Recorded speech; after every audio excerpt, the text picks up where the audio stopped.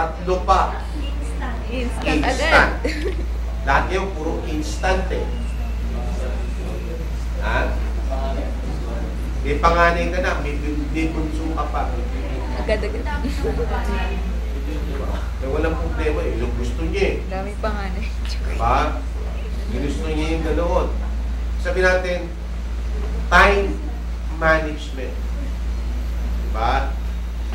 Hindi yung parang nangangapa ka. Slow but surely. Hindi yung natataranta ka gawin isang bagay na yun.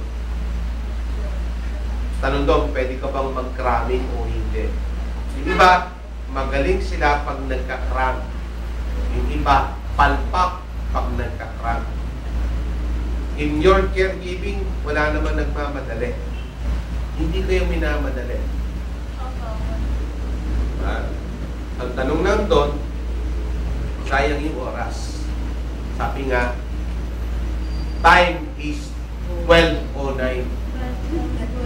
Hindi time is gold. Diba? Kasi yung time na yon, yung time, hindi mo na basta may babalik eh. Minsan meron kang pagkakataon na sinasabi mo sa sarili mo na sayang. Kung ito yung ginawa ko noon pa, sana nandun na ako. Go! Parang nandun yung sayang. Sayang din. Ngayon lang tayo nagkatagpo. Sayang. Diba? Sayang. Sana kung 2010 pa, nag-aral na ako ng caregiving.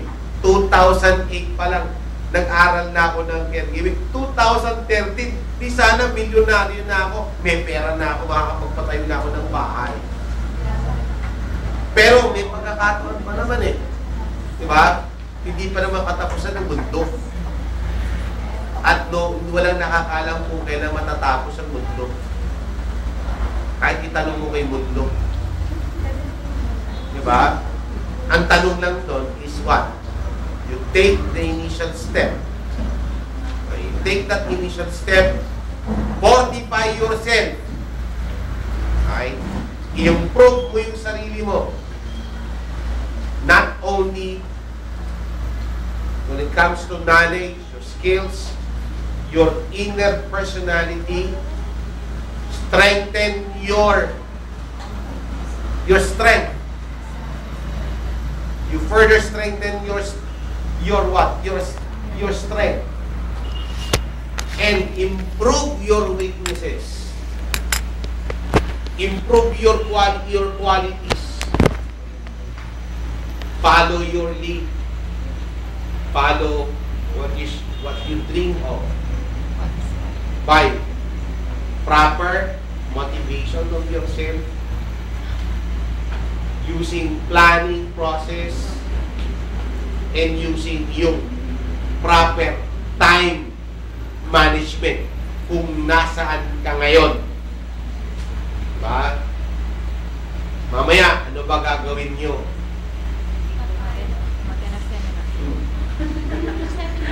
Kakain na naman.